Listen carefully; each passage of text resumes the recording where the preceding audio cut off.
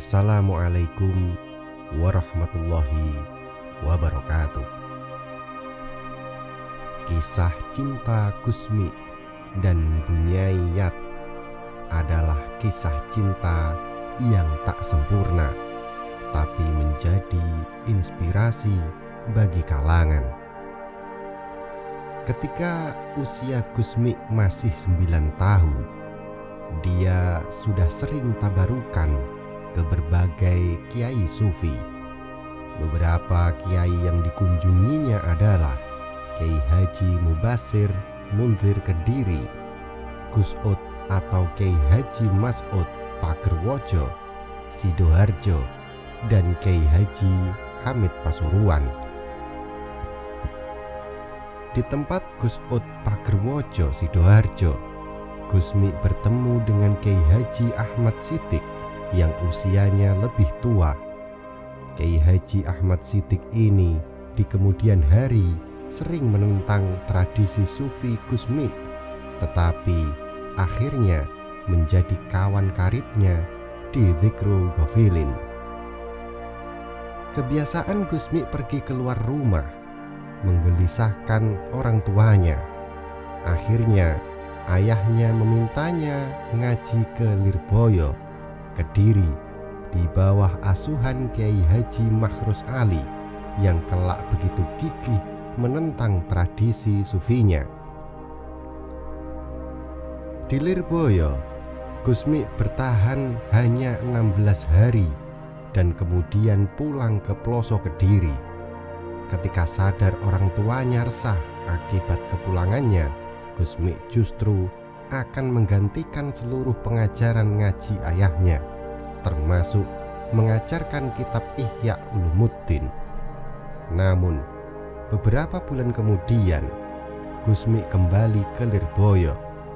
Ketika masih di pesantren ini, pada usia 14 tahun, Gusmi pergi ke Magelang, nyantri di tempatnya Kiai Haji Dalhar Watucongol, mengunjungi Mbah Jogo Rekso Gunung Pring, Kiai Haji Arwani Kudus, Kiai Haji Asyhari Lempuyangan, Kiai Haji Hamid Kajoran, dan Mbah Benu Yogyakarta. Setelah itu, Gusmi pulang lagi ke Ploso. Di Ploso, di tempat pesantren ayahnya, Gusmi minta dinikahkan, dan akhirnya ia menikah dengan Zainab, putri Kiai Haji Muhammad Karangkates yang masih berusia 9 tahun. Pernikahan ini berakhir dengan perceraian ketika istrinya masih berusia sekitar 12 tahun. Pada masa ini, Gusmi sudah sering pergi untuk melakukan dakwah kulturalnya di berbagai daerah, tabarukan ke berbagai guru sufi, dan mendapatkan ijazah wirid-wirid. Suatu hari, Gusmi berjalan-jalan dari tempat diskotik dan berhasil membuat satu orang bertaubat. Di tengah perjalanan, ia bertemu dengan seorang perempuan yang amat cantik. Gusmi tertarik akan kecantikan gadis itu, lalu diikutinya. Gadis itu sampai pada rumahnya. Saat itu Gusmi jatuh hati pada gadis itu dan mencari tahu tentang latar belakang gadis tersebut.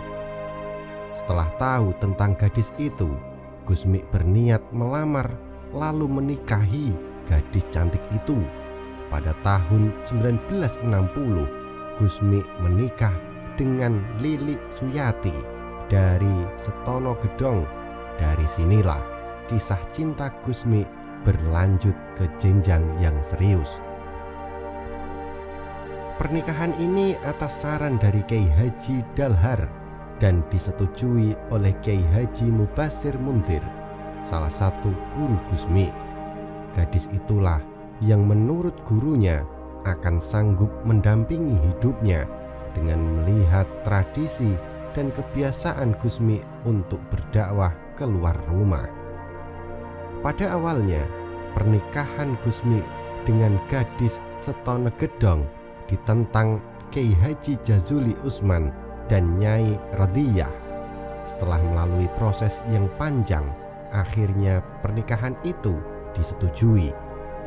Saat itu Gusmi sudah berdakwah ke diskotik-diskotik, ke tempat perjudian, dan lain-lain. Bu Nyai Lili adalah seorang pemain tenis meja yang handal, sering diajak lomba-lomba yang berkaitan dengan olahraga. Ibu Lili ini tidak pernah mondok atau sekolah yang ada hubungannya dengan pelajaran agama Islam. Akan tetapi Kiai Haji Hamim Jazuli menyukainya dan menikahinya. Sewaktu Nyai Lili menjadi istrinya, malam pertama sampai malam 30, Nyai Lili tidak pernah keluar kamar. Itu merupakan kemauan dari Gusmi. Selama 30 hari di kamar, tidak boleh bertemu dengan siapapun kecuali dengan Gusmi. Apabila lapar, makanan akan diantarkan ke kamarnya dan segala kebutuhan disiapkan oleh Gusmi.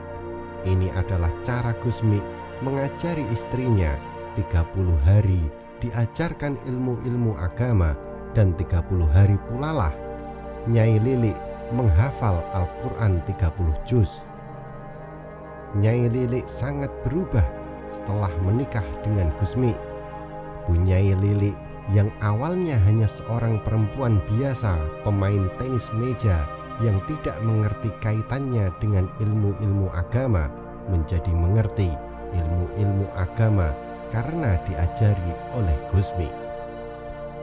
Itulah kisah dari istri Gusmi, yaitu Bu Nyai Yat dan Bu Nyai Lili. Jika Anda merasa bahwasannya konten ini bermanfaat, silakan like dan bagikan ke seluruh jaringan yang Anda miliki. Wallahu a'lam bishawab. Wassalamualaikum warahmatullahi wabarakatuh.